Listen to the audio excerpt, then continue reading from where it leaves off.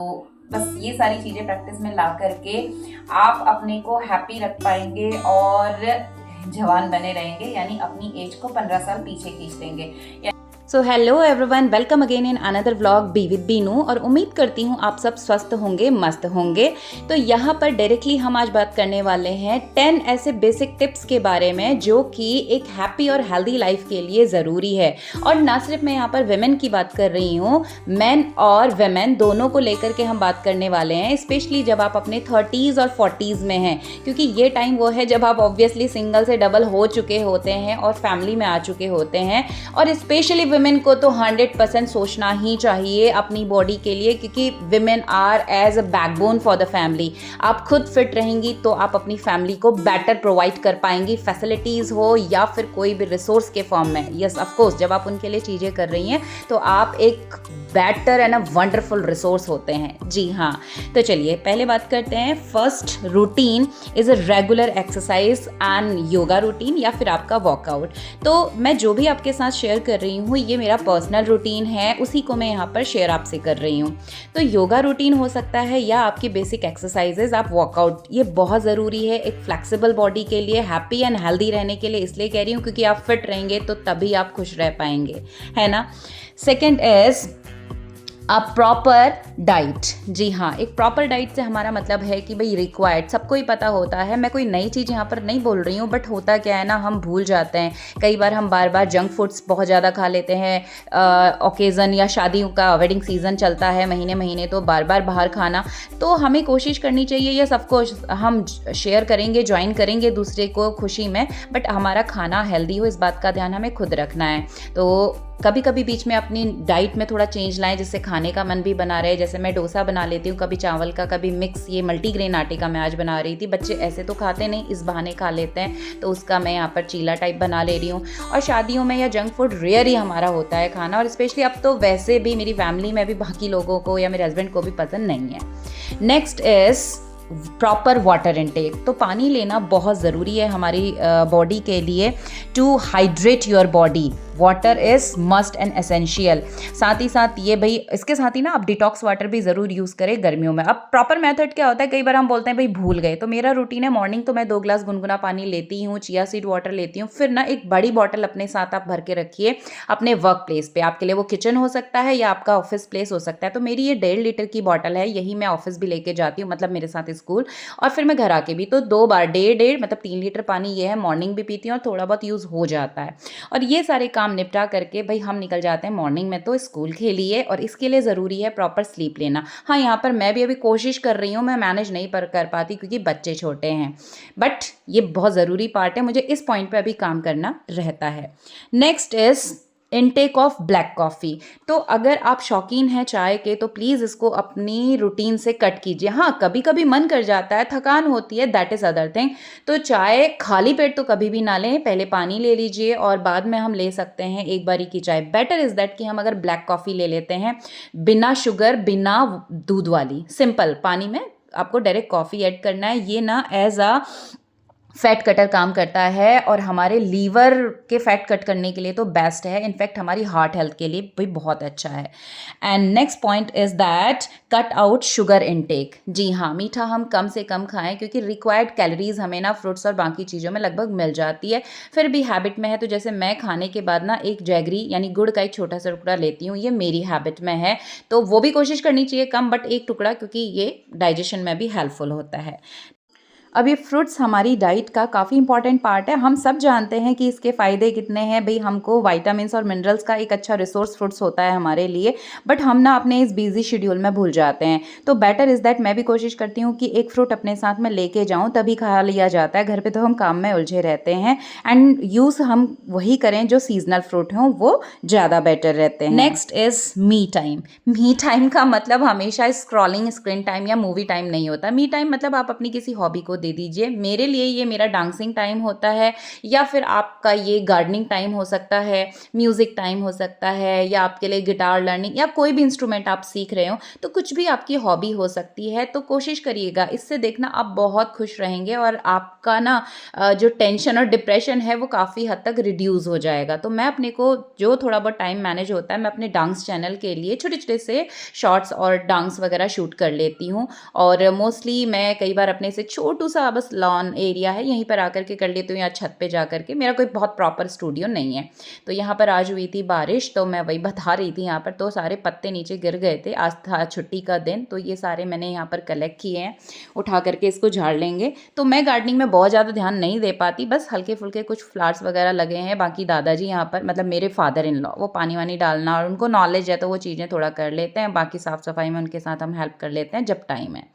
Next is family time, यानी बच्चों के साथ टाइम स्पेंड करना बहुत ज़रूरी है, ताकि उनकी जो प्रॉब्लम्स हैं, या बढ़ते बच्चे, जैसे मेरा जो बड़ा बेटा अभी 10 साल में आ चुका है, तो अब बॉडी में हार्मोनल चेंजेस भी आएंगे, उसकी एक्सपेक्टेशंस क्या है, उसको चीज़ों को समझाना ताकि सिंसियरिटी डेवलप हो सके। तो बच्चों के साथ बैठें, बात करें, वो लंच टाइम या डिनर टाइम हो सकता है। जैसे मैं तो स्कूल से घर आते भी आधा घंटा मिलता है, साथ में बैठ के खा रहे हैं तो उससे पूछती चलती हूँ, तो इस तरह से। एंड ऑब्वियसली शाम में हम लोग मिल पाते हैं हस्बैंड से भी, तो थोड़ा बहुत शेयरिंग वहाँ पर, हम जो भी हमें, जैसे मेरी डांसिंग हॉबी है, तो इनका म्यूज़िक है, गिटार प्ले ये करते हैं और अच्छा गाते भी हैं, तो कभी मैं इनके साथ शूट कर देती हूँ। और तो ये सब चीज़ें ना आपकी एक पर्सनल बॉन्डिंग बनाते हैं, स्ट्रॉन्ग इमोशनल बॉन्डिंग इससे बनती है आपकी, जिससे आप चीज़ों को समझ पाते हैं एक दूसरे के लेवल पे। जी हाँ, कि हाँ, हॉबी है कि भाई इनका भी शौक है, हमारा भी शौक है, तो इससे खुशियाँ बनी रहती हैं, भाई झगड़े नहीं होंगे, है ना। And next is 10 minutes for journaling. तो जर्नलिंग के लिए ज़रूर से आप टाइम रखिए। मैं अभी पिछले मतलब मोर देन 1 ईयर मुझे लगभग हो चुका है, पहले मैं नहीं करती थी, बट अभी मैंने इसको फॉलो किया है। एंड रियली मैं सिर्फ आपको बोलने के लिए नहीं बोल रही हूँ, बट हाँ, काफ़ी हद तक हम ना पॉजिटिव टर्न लेने लगते हैं। जैसे कई प्रॉब्लम सबकी लाइफ में होती हैं, यहाँ पर तो आपको शायद मेरे व्लॉग के थ्रू सिर्फ हंसता हुआ चेहरा दिख रहा है, बट लाइफ में बहुत सारी ऐसी सिचुएशन या सर्कमस्टेंसेस आते हैं जहाँ पर हम डिस्टर्ब होते हैं, परेशानियाँ आती हैं। तो हर चीज़ यहाँ पर आपके सामने सोशल मीडिया पे नहीं है, यहाँ पर तो जो मैसेज देना बस वही पार्ट आपको थोड़ा सा दिखता है, बट बहुत सारी चीज़ें ऐसी होती हैं।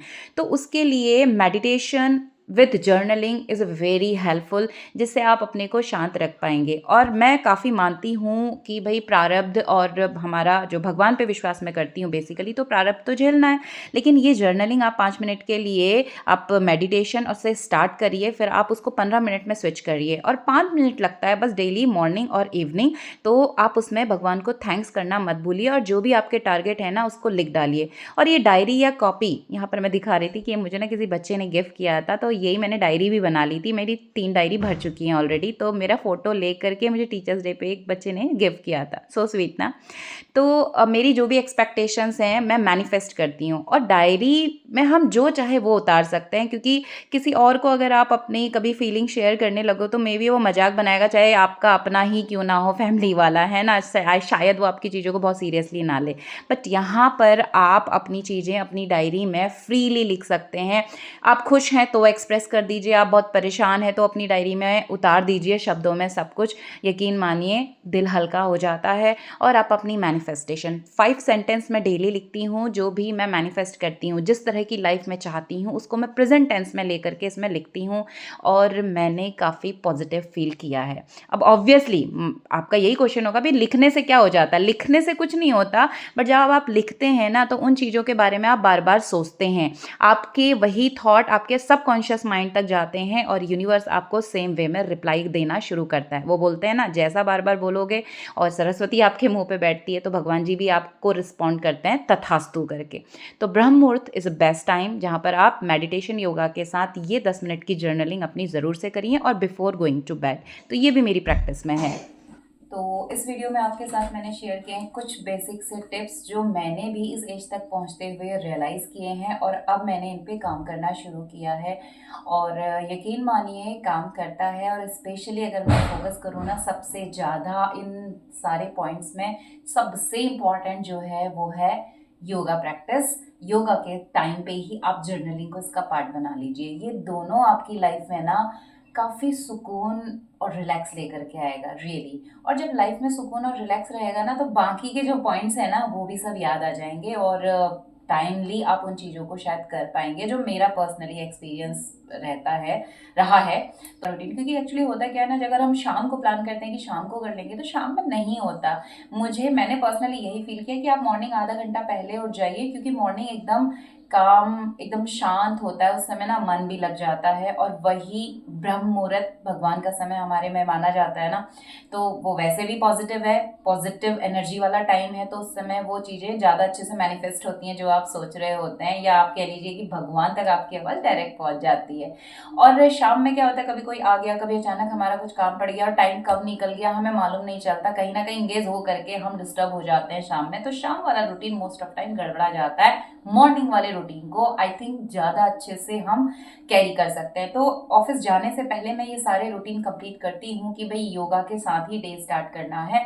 विमेन रिलेटेड जो ज़रूरी होती हैं वही मैं फॉलो करती हूँ, वही मैं आपके साथ शेयर भी करती हूँ, जो बेसिकली। और सूर्य नमस्कार अगर आप रोज कर रहे हैं, तो सूर्य नमस्कार तो अपने आप में ही कॉम्बो है पूरे बहुत अच्छे आसनास का। तो बस ये सारी चीज़ें प्रैक्टिस में ला करके आप अपने को हैप्पी रख पाएंगे और जवान बने रहेंगे, यानी अपनी एज को 15 साल पीछे खींच लेंगे।